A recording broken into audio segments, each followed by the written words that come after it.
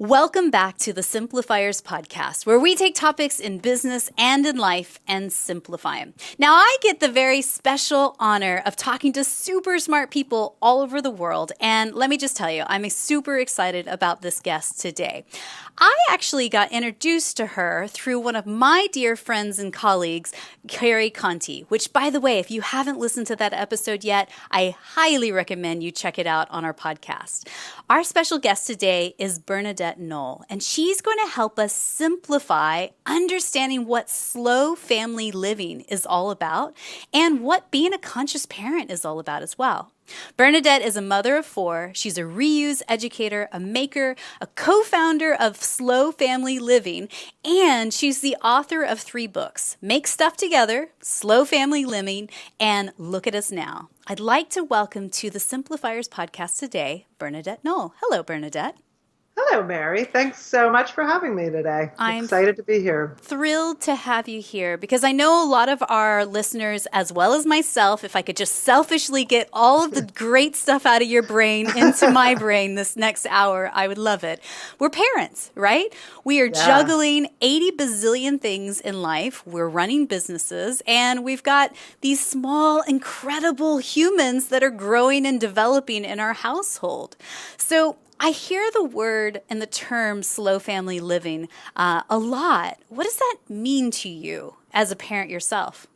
Well, interestingly, I think it makes a lot of people panic, especially people that are busy. But if I could sum it up, and if there was one takeaway that I would offer people from the concept of slow family living, that is that the slow is just pausing long enough to ask yourself and ask your partner and ask your family members, is what we're doing working for us? Yeah. Is our schedule working for us? Are our schools working for us? Is our neighborhood working for us? And if the answer is yes, then keep on going. You know, is it working for us to bring us the connection that we seek? And so if the answer is yes, by all means, keep on going. If the answer is no, then let's take a look at that. Let's take a look and see where we can shift. Let's take a look and see, are these things that we're going to have to deal with long term, or are these short term things that we can just learn to work around? So really just asking that question, is what we're doing working for us? Yeah. And before we kind of dive in further on this, I'm kind of curious, like what was your upbringing like when you were a little one? Well, I grew up I'm the 8th of 9 children. Holy smokes. And a mom who is now 93 and says she would do it all over again. Wow. And so it was a different time, of course. I feel that I was the tail end of a generation that is a generation above most of my peers, just because of my position in the family. Mm-hmm. But super connected. My mom was super intentional about making us feel like a team, putting us in positions where we had to count on each other. And so now my siblings are my favorite people on this earth. And that was her intention all along, was how can I create an environment where these people that I've made become friends. Mm-hmm. So that was a lot of what I grew up with. I feel I brought into this concept of slow family living. So were you the youngest, the oldest, in the middle somewhere? I was number 8 of 9. Okay, so you're one of the younger ones in the mix for sure. Of it all. How do you think that kind of plays out in, family dynamics and things? Were you the one that was the baby or the golden star that could do no wrong? Or I definitely got baby status. I was the first girl after a 4-boy run. Oh. So that was, to my older sisters, I was like their toy. So I wouldn't trade my position for anything. It was compared to the older ones, a very easy position to land in. And I think any rule that was set up had kind of been broken prior to my getting there. So the pressure was definitely off of me. Huh.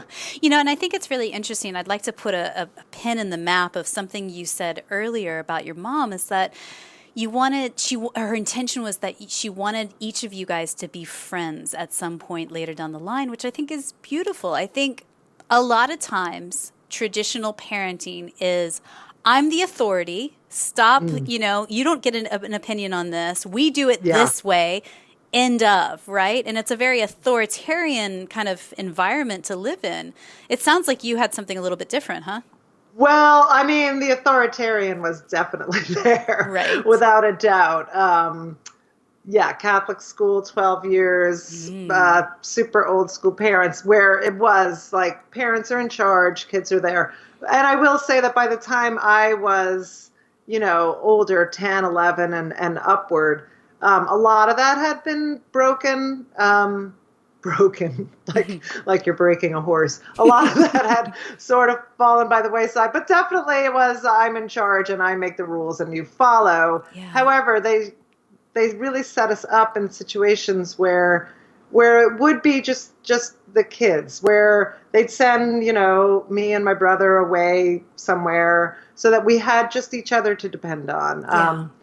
So there were so many different pairings in that, where there's so many people, there's so many different possible pairings that you can create. Mm-hmm. Well, because when you have 9 children, I imagine there's some of the older siblings start to turn into a mother figure, or, pick up on some of absolutely. So I had the authoritarian mom, who was my mom. And then I had my sister, Alma, who was my godmother, who was like my free spirit, kind of hippie mom. Yeah. So I had really the best of both worlds. So how did this, I'm sure, shape you into what you do now and to write these types of books? Like, it must have really influenced you in a mega way. Yeah, absolutely. I mean, and I think because as an adult, I really could see that my family, my immediate family, my extended family, they were all people that I really looked to for information and fun times. And so I like that idea that you can kind of create that within your family, and that you can put things in place when your children are little, or even when while your children are under your roof, you can put things in place that then will guide their relationship later on. Mm-hmm. And then at the same time, you can put all these things in place, and you also have to let go. You also have to let go of any outcome. Yeah. If that makes sense, if that's not too much of an oxymoron. It's true. Because I think when we put expectations onto a situation or onto a person, I dare say, it's tough, isn't it? It changes the dynamic of everything. Yeah. And I think also my mom was also one where she would say to us, like, if you need to blame anyone for any scenario, like, you can always use me as an excuse of why you can't do something or why you can't be somewhere or something like that. So I felt in a way that was a freeing thing that then guided us as humans. I don't know if that makes any sense, but. So I'm curious then, flash forward to say 15, 20 years ago, before you've had your first child. Did you want kids? Being in a family of 9 kids. Yeah. I knew not only did I want kids, I wanted siblings. Yeah. I wanted them to have access to siblings, because to me, that is such an important part of my life, to have these people. And I also, I always joke with them, like, well, the reason that I gave you siblings was so that you'd have someone who would understand when you're complaining about your mom, Right. Yeah. Why is that so important to you, to have siblings, or for your kids? I think, for me, it's so, I don't know, there are people that just really get me, and there's no judgment coming from, and it's interesting because while there was sibling rivalry, of course, while we're growing up, some of them were so far away in years, 6, 7, 8, 10, 13 years older than me, that sibling rivalry was sort of eliminated. Like, you're not competing with your little sister who's 12 years younger than you. Right. So perhaps that was part of our super connection. But yeah, to me, they're my most crucial people in this world. Yeah. So you have 4 kids now. What's the age spread between your kids? So they are 20, 18, 15, and 11. So they're 2 years apart, then 3 years apart, then 4 years apart. Wow. And just for reference, I have two kids as well. At the time of this taping of this episode, they are 8 and going on 10. So it's just it's so interesting to me as a parent. What I thought I knew when they were little babies versus what I think I know now is worlds apart. I mean, and it's a process that certainly has evolved over time. Absolutely. I'm curious. I mean, like, has it evolved for you being a parent, and like what, how you parent? Is it evolved as your kids are getting older? Oh yeah, absolutely.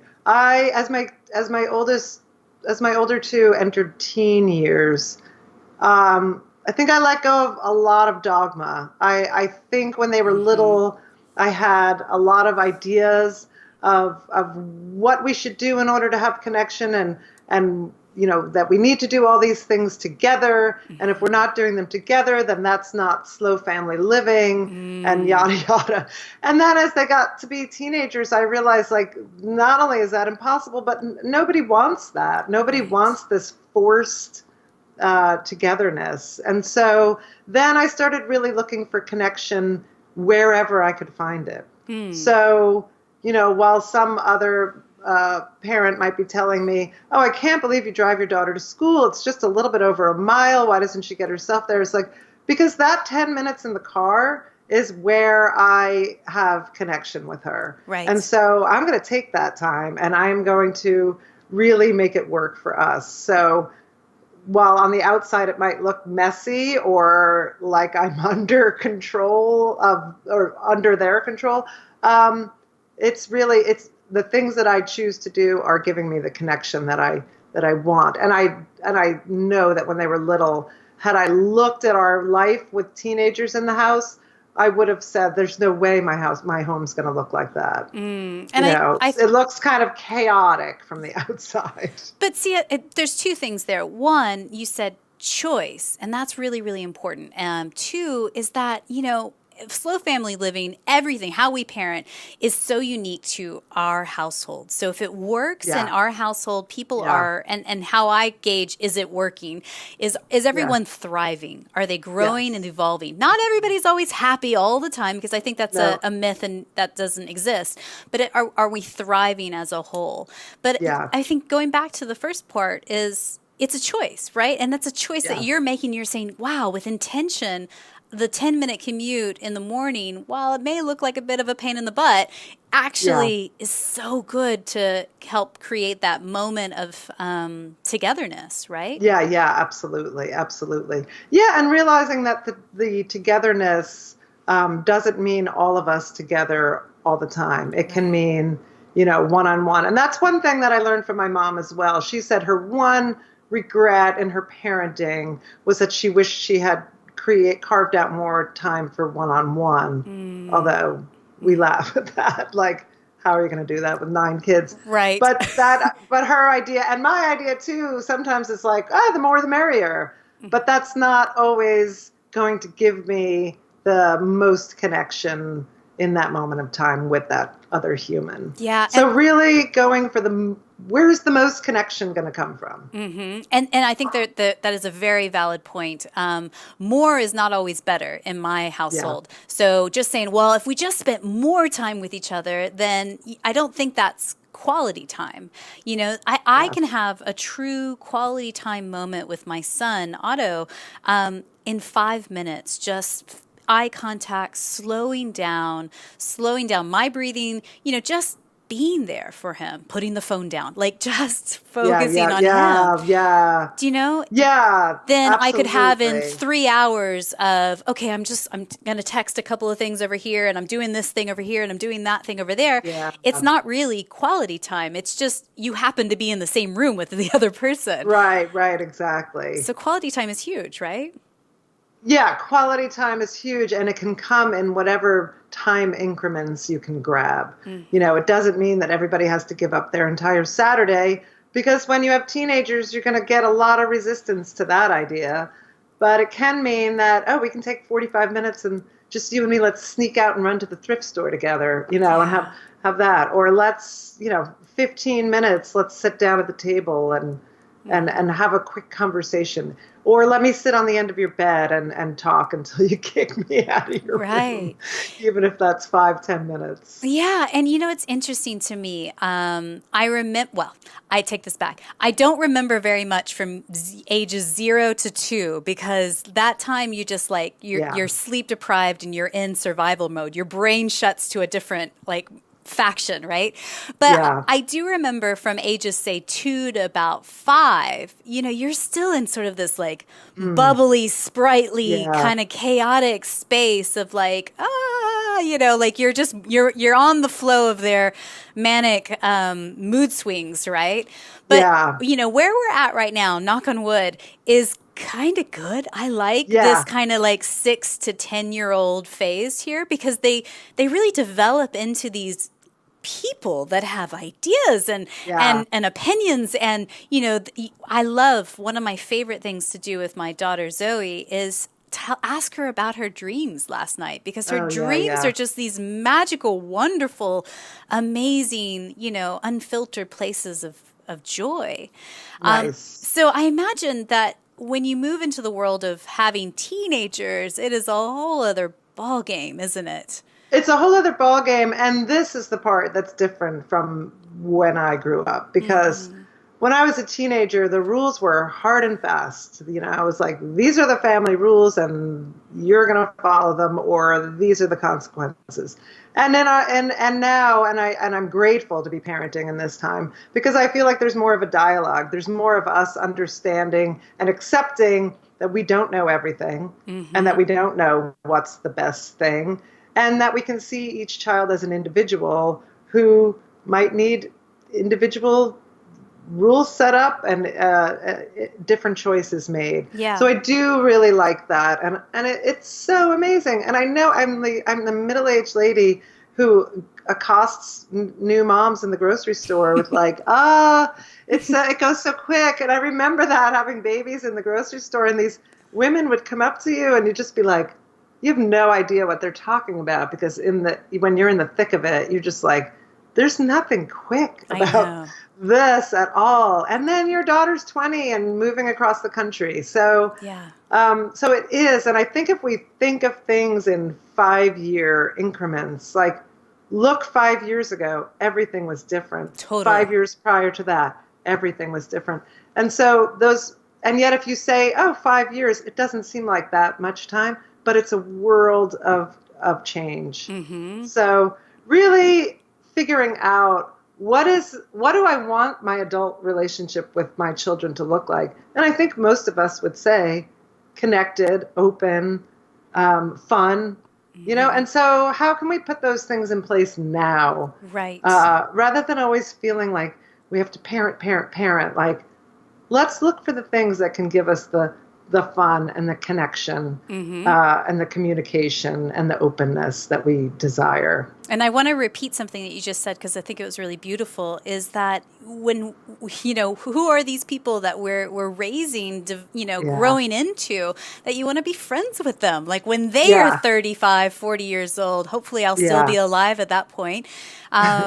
You want to create that relationship now, right? Build that foundation and those building blocks now, regardless if they're 2, 10, or 12, or 22. And I think a huge thing that we can do, and I think especially if you're owning your own business or you're working in a small business, I think that this idea that we could work all the time, we could answer emails, answer texts, fill out invoices. We could do that 24/7.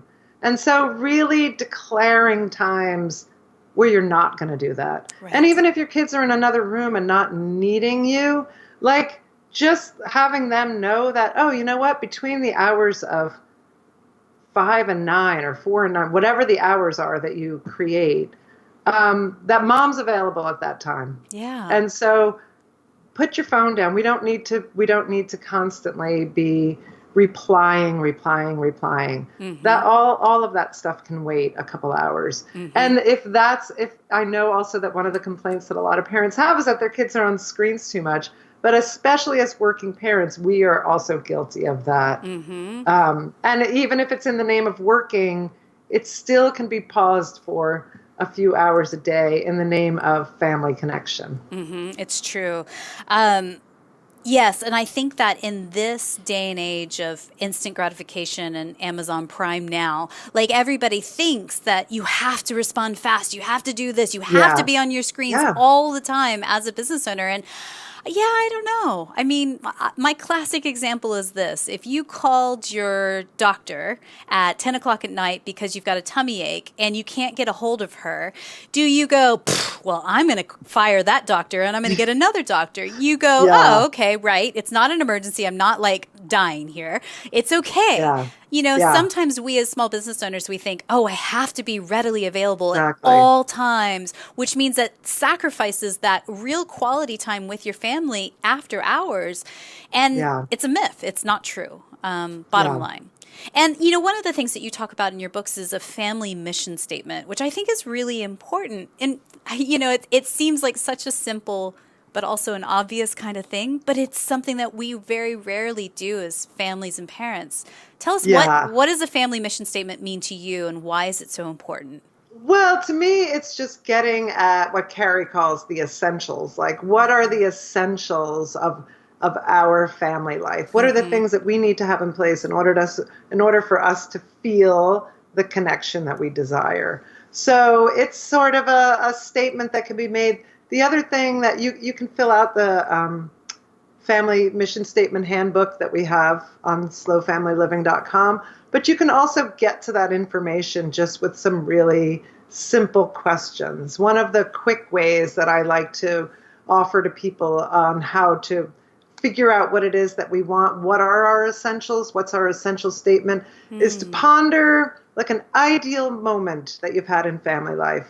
And it could be, you know, a half-hour road trip to grandma's house, or it could be a camping trip you took. It could be something that's 30 minutes or, you know, a whole vacation. And then break it down into the elements. What were the pieces in place that made that feel so ideal? And how can so once you dissect those elements, that do feel like, oh, these are the things that feel the best, then how can we create more of that in family life? Yeah, I love that. On a day-to-day. I love it. And, you know, one of the things that I've learned, by no means am I a perfect parent. Far from it. Like, I have learned some things. One of the things that I've learned is that every child is different. Way different. Yeah. Fundamentally different. So even though, because at first in my brain I was like, oh, well, I'm going to parent them the same, so no one kid has preferential treatment, and why can't they get it? But they're all totally different, which means also what do they need individually is going to probably be totally different, right? Yeah, and I think what they need is really different, and I also think we can see some freedom in that as parents, that these humans arrive, you know, with these completely different notions of what is desirable, what are our skills and talents, what are the things that we love. And so we can back off in feeling like every decision we make is making them who they are. They are who they are. They arrive that way, and we can be there to, you know, foster their interests, but not feel like we're making them who they are. Well, I mean, I think that's it. Like, I think for a long time, I felt like I was beating my head up against a wall. Like, why is this not working? This is exactly how I parented, you know, my first child. Like, I don't get it. And I think there is something, I don't know, it gives me a moment to just take a deep breath right now. Just like, oh, it isn't all on my shoulders. Yeah, right. To control. But let's just take a pause. Isn't that just interesting, though, and fascinating that these little people that are amazing, sparkly, and incredible, they come pre-wired with some things that are just fundamentally like their desires and emotions and needs and ideas. I just think that's fascinating, right?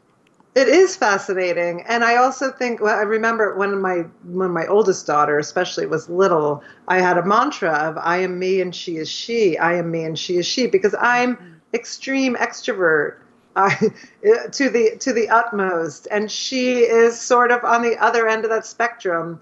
And I remember saying to her one time, she was about 12 or 13, and she was feeling kind of low. And I was like, we should call up a bunch of people, and we should go down to the cold springs here in town. And she just looked at me like, that's what would make you feel better. Yeah. And it was that moment that from then on, I knew that rather than try to fill their mind with ideas of what will fix things, really pausing and asking them instead.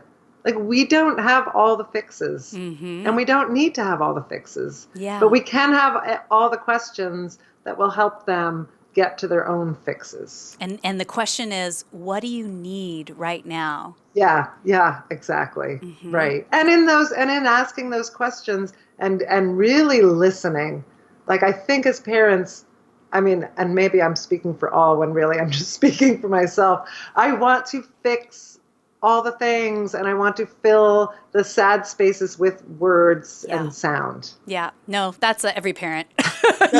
You've just described all of us. and really, like, letting them sit in the silence where the answers can come from within them rather than from this external voice that is mom. That's very good. Yeah. So I'm curious what your opinion is on, there's two new terms out there that are buzzing about. One is a helicopter parent, and one is, have you heard this yet? A lawnmower parent. So let me just back this up, and then I'm curious to hear what your thoughts are on it. So a helicopter parent is somebody who sort of hovers over the child and making sure that every bit of their life is perfectly perfect and, wrapped in bubble wrap, and, little Sally's not going to get hurt today, right? Hovering. And then the lawnmower parent is the new term. It just made me chuckle. I've heard it a few weeks ago. Is one who just mows everything down and does not allow their child to feel any negative emotion or negative situation. So the classic example I read in this article was, and by the way, I'll link it in the show notes down below, is that, college age student goes into her professor's office and says, I got a C- on this paper, but she brings her mother with her. And the mother is the one actually talking to the professor and not the child itself. Yeah. So, given these new buzzwords that are out in the world, what are your thoughts on helicopter parents and lawnmower parents? I'm more of a free-range parent myself, and I don't know if you're familiar with that, but that's Lenore Skenazy. She's amazing. But I really feel that's a lot. We need to, if you have more than one child, this is where we can put them in situations where they have each other to count on rather than us there. And so I think the more we can give kids space that are not dictated by the adults in the room, the more they'll learn about life, all of life. And so we really can back off. We really can. Well, I think and trust. Well, I think that's it. I think it's about our generation. Regardless of if you are, parenting in your late 20s or all the way up to your early 50s, I feel like we're all sort of part of this kind of bubble of we were in that phase of you can do anything, you can be anything, when we were kids, and just go for it and blah, blah, blah. And I think we're in this phase right now of parenting where we feel like we have to protect our children. We're mother hens that are like, you cannot feel the negative stuff because that's going to cause you to have hours upon hours upon hours of therapy later down the line. And I think the truth is, it's A, therapy is good and healthy. Everybody should have it. B, it's not, that's where they learn, right? In the low moments, in the scary stuff, in the mess ups. Yeah, absolutely. Absolutely. And if they're constantly having their every move and every emotion dictated and narrated by us, what are they learning about self? So I'm a big fan of putting kids in positions where the intrinsic learning is at play as opposed to the the messages coming at them from above. Yeah. Yeah. And I think that that's it. They have to learn how to use their voice and Yeah. what is their opinion on stuff. Right. And I think also that by doing this, by putting them in these positions where they're really having to listen to themselves, we're making them less of a victim to the marketing machine, which preys on them constantly, and more so every day with the increased time of being online. So the more we can teach them that their inner voice is their most guiding voice, the more they will be able to make their way in the world confidently. Yeah. So thinking about slow family living, let's think about it in practical ways. You have something that you've released out into the wild called the Creative Family Journal. Tell us what is that, first and foremost? So it's called Look at Us Now, and it is a creative family journal. And it was made sort of to be, this really pressure-free cataloging, accounting of family life. And I realized in talking to my mom that there were so many things she didn't remember, things that were a part of our daily life for years and years and years. Like, what did breakfast look like on a school mornings, or what did we do what were our bedtime rituals? And she has no memory of that. And it's not surprising. She had a gajillion tasks on her plate. But so it's really, I created it to capture the sort of minutia of family life, the moments that are part of our everyday, the things that change so rapidly. I mean, even when I look at ours, a page that was filled out a couple of years ago of what are everybody's favorite foods? Well, those are the favorite foods of little children, and now their palates have advanced, or what is everybody's favorite thing to do right now? So there are a lot of little just prompts to capture where are we right now. So really, the original title was Look at Us Now, and Now, and Now, and Now. I think that's the most surprising thing to me, having parented now for almost 21 years, is that it changes all the time.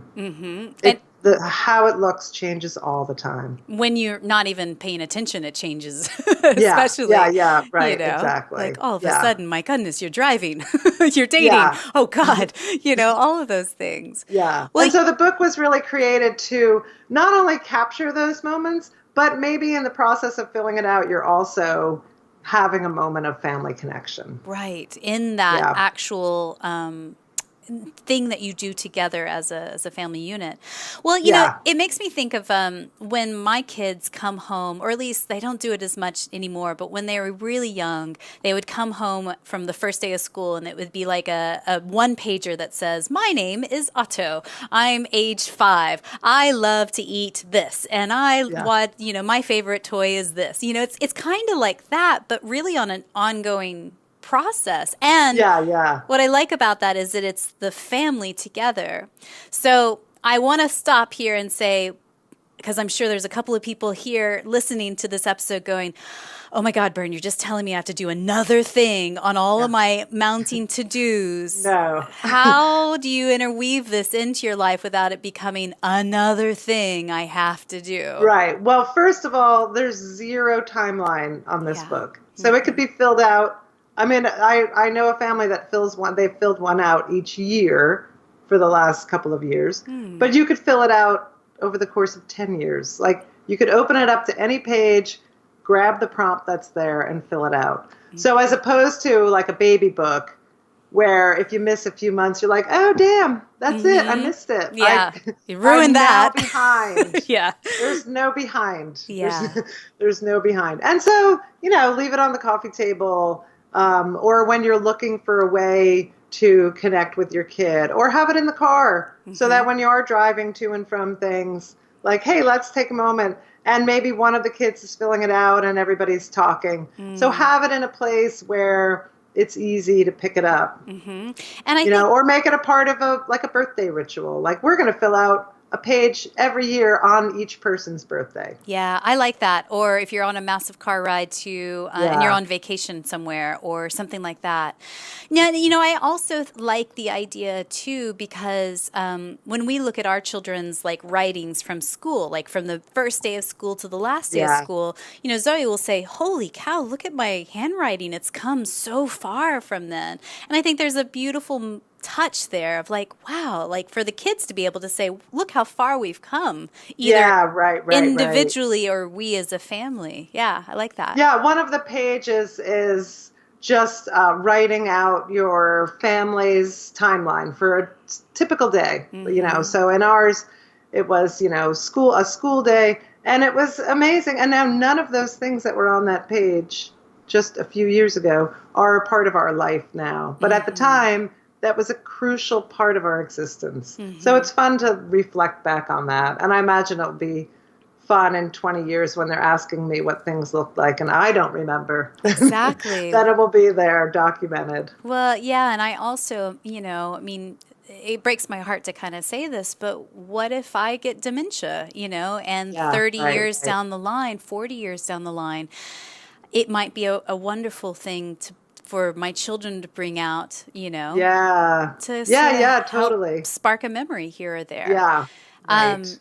Yeah, I love it. I love the concept of that. We'll put the link in the show notes for people to check out. Look at us now, because I think, it just is beautiful to me as an idea. We do some of that, but not in a collective journal together. So I love the idea of kind of starting that in our own family as well.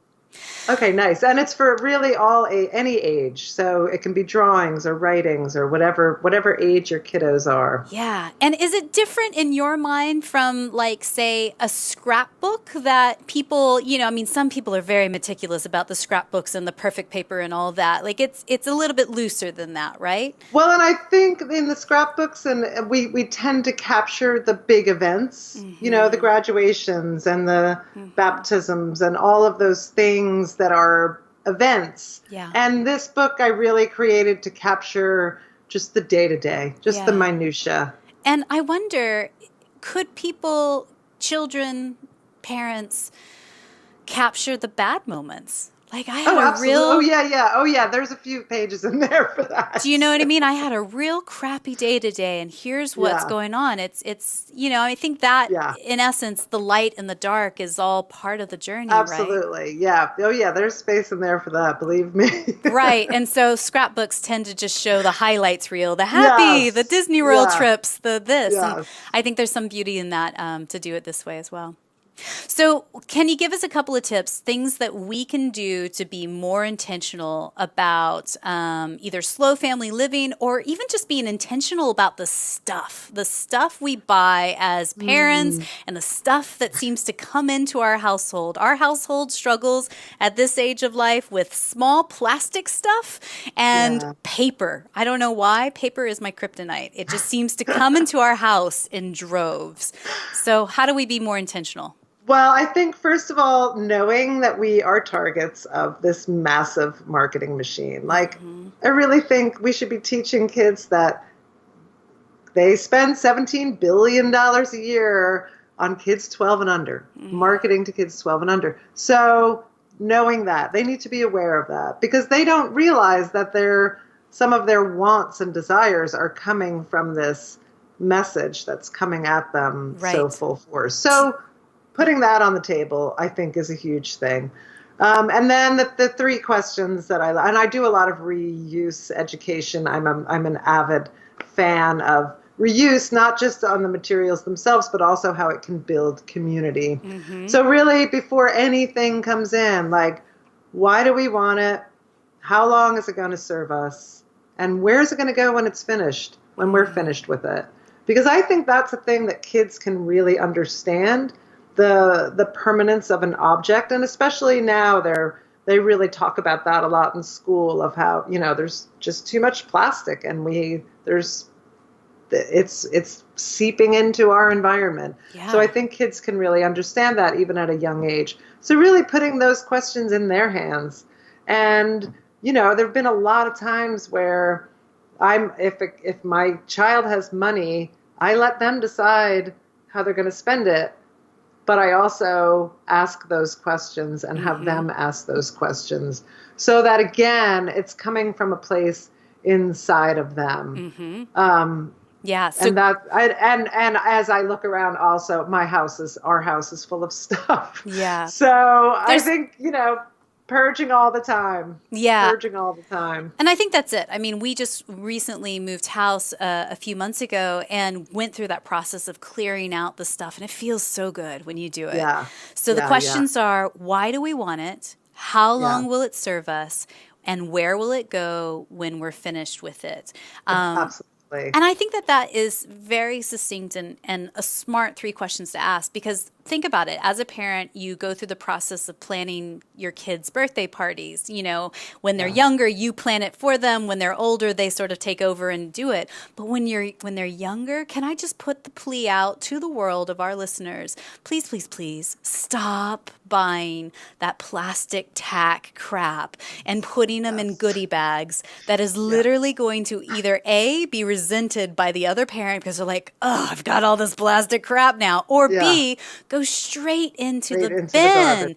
People don't want it. Kids don't need it. The kids don't even want it. No. I mean, the moment of receiving the goodie bag is the moment of their very short-lived joy. That's the moment. Yes. And so after that, it's just really garbage. And I also have an Otto son. Yes. So my Otto, one year he wanted to give out something at his party, because that's what you do at parties. And so we went and got gold dollar coins. Sweet. At the bank. And so find other ways to, if you have that desire to continue this tradition of some sort of prize at the end of the party, then make it something that's either consumable or sustainable, but not just something for the sake of something. Yes. And I hope I've heard collectively amongst millions of listeners out there right now of like an amen to that moment. Because I think we as parents get so sucked into this,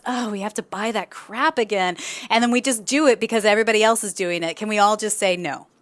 We can all say no, and we can also look at the source of that message initially. Like, there's a lot of traditions that we have today that were created by marketing teams. Like the diamond engagement ring and how many months' salary. That was created by the diamond industry, and now it's our tradition. So, like, don't feel pressured to do these things just because that's what we're told that we have to do. And that was one thing, again, that my mom was really good at, was not just, which infuriated us as kids, because sometimes she would say no to things that, everybody else is doing and having.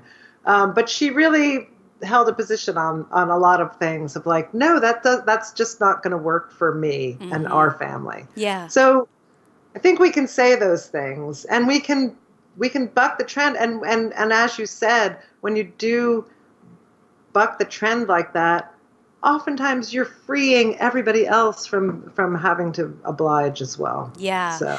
And, again, I encourage you guys that are listening here, because I used to fall into that trap as well, but then I also gave myself permission to just say, no. It's okay to be a non-traditional parent. If you're the president of the PTA and you feel like you have to have everything perfectly scripted and monogrammed, and you're putting all that pressure on yourself. And, at the end of the day, the kids just want you. They just want you to make skin-to-skin contact, eye contact, take me to the park. They don't need everything Pinterest perfect, Instagram perfect. It's just stuff. Yeah. Yeah. So really looking at our own desires and our own pressures and figuring out, why are we feeling that, and is it necessary? Right. And it's okay to say no. Yeah. So, Bern, tell me, what's maybe one book you're reading these days? Either something that's totally inspiring you, or maybe even poking holes at you and challenging you a bit. Well, I'm reading a lot of young adult fiction because I have a 6th grader and a sophomore in high school. So I'm reading Roll of Thunder, Hear My Cry right now. Cool. But the book that I'm reading that's really inspiring me and really making me look at our consumption is a book called Overdressed, and it's all about the fast fashion industry. Yes. And it's a really good read, and it's really informative, and I feel like it should be on every high schooler's reading list. Do you know who that's by? I can't remember her name. Okay, we'll put the link in the show I'm sorry. notes. That's okay. Yeah, We'll search it and put the link in the show notes for people if they want to check that out. Okay. So gratitude and simplicity go hand in hand. So tell me what you're grateful for these days. Oh my goodness, I'm grateful for so many things. I'm grateful for the fact that we live in this neighborhood where my 11-year-old can roam free with other kids. Yeah. That we have 2 schools nearby that I can drive to if I want to, but can also be walked if need be. Mm-hmm. I'm grateful I just had an amazing summer with my mom, who's 93.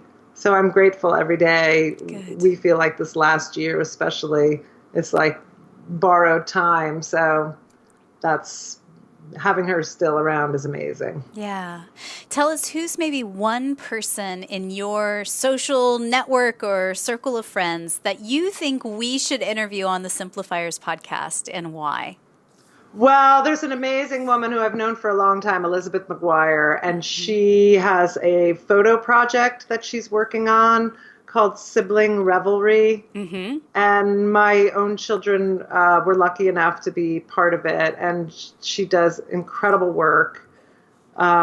She's the one, I remember her saying, and she's a writer also, but she wrote an essay where she was talking about, I knew that I wanted to have children, not child. And that same kind of thing. Like she knew she wanted to give her kids siblings. And so this photo project, Sibling Revelry, which you can find on Instagram. She takes the kids and she does photos, but she also interviews them about sibling life. And it's sort of a Humans of New York kind of format, and it's the stuff that comes out is so great. And when she did the photos, she was like, "No, you don't get to come. You have to go over there. I'm just taking the kids." Oh. So it was this really free form expression for the kids that I was really grateful for, and beautiful photographs. That's great. Well, we'll definitely reach out to Elizabeth and get her on the podcast. Yeah. Bern, tell us what's maybe one superpower that you possess, either as a parent or as a writer. How did you develop that skill or trait over time? Well, my first professional writing gig was when I was 11, and I won a Father's Day writing essay contest. So that sort of set me on my path. I love it. My superpower. I think my superpower really, separate from writing, is connecting people that need to be connected. I love matching people with people. And it gives me such joy. And when you're talking with someone about a project and they're saying a need, and you think of the exact right person, and then it is a match made in heaven, it fills my heart. So I would say that's my superpower. That's beautiful. So given that we talked a lot about slow family living, and I really want to encourage everybody that's listened to this episode, it's not about adding more to your list. No. It's really about slowing it way, way, way, way down, right? Yeah, and it's about slowing it down. Really, if you can slow it down long enough to ask each day, is this working for us? If you are feeling a nudge of guilt or something, then that means something's not working. And so take a look at it and figure out how you can make it feel how you want it to feel. Yeah. Really ask that question at least weekly. Is this working for us? Because in some homes, it might be that they have an activity every day after school. And that might be working for them. They might enjoy the camaraderie. They might enjoy the card time or the picnics at the soccer field, whatever it is. So if you're doing something ask yourself, is this what we want to be doing? Mm-hmm. Now, a reminder to everybody out there that's listening, you can find Bernadette Noll. She is on slowfamilyliving.com is her website. And there you can find the books as well as any of the online Amazon places like that. You can purchase the books online there as well. On Facebook, where can they find you? Is it Slow Family Living? Is that your handle? Also Slow Family Living. Okay. Yeah, I wear a lot of hats, but Slow Family Living is one of them. All right, great. And you also are on Instagram, yes? Yes, on Instagram at Reduce, Reuse, Remake. Okay, so if they search for that on Instagram, they'll be able to find you where you talk about mothering, family, writing. Consumption, all of the things. All of that. Okay, great. Yeah. And just as a little freebie for our listeners, if you go to our show notes for this episode and click on the link, Bern's also going to give us access to the Family Mission Statement Handbook for free to download. So make sure to download that by November 15th, 2018. So you can check that out there as well. Bernadette, I really want to just acknowledge you really quick on what you're doing, because this is kind of radical in a lot of people's mind's eye of wait, what? We can do it differently? Yeah. So I really just appreciate that you're putting that message out there for people and giving people permission to think differently. And not buy into the rat race of perfection or it has to be this, exactly this, that we as parents can choose the path. And really, we as parents and the kids, the whole household gets to choose as a collective how we want to live and how we want to parent. So thank you for doing that. Yeah. And the idea also that you're choosing it for now. You're choosing this for now. I like the expression, play it by year. You know, you can make a decision now for this year, and then next year you can change it again, or next month you can change it again. So no pressure. Yeah. So I'd like to end on one final question. So somebody's listening today and she is super inspired by our conversation. Maybe her kids are, let's say they're 5 and 6, kind of that bright, sparkly top part of their life. And maybe she's had a really rough day. Kids have had meltdowns. Somebody's had a blowout. You know, something's gone wrong. What could you whisper into her ear right now just to encourage her in this moment? I mean, I think the reminder that we all need all the time is like, just take a breath and drink a big glass of water.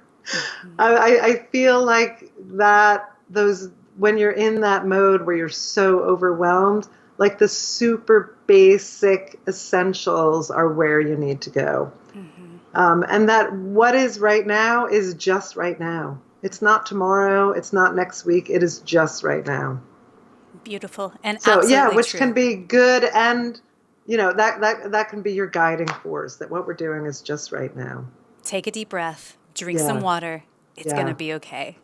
Yeah, I think when my kids were little, one of my favorite like sort of grounding exercises was to stand at the kitchen sink amidst all the chaos and fill a big glass of water, put my feet on the ground, shoulder width apart, and really just drink that water, breathing out of my nose, and it all can wash away in that moment. Bernadette, thank you so much for being on the podcast today. I really enjoyed our conversation. Yeah, me too, Mary. Thank you so much.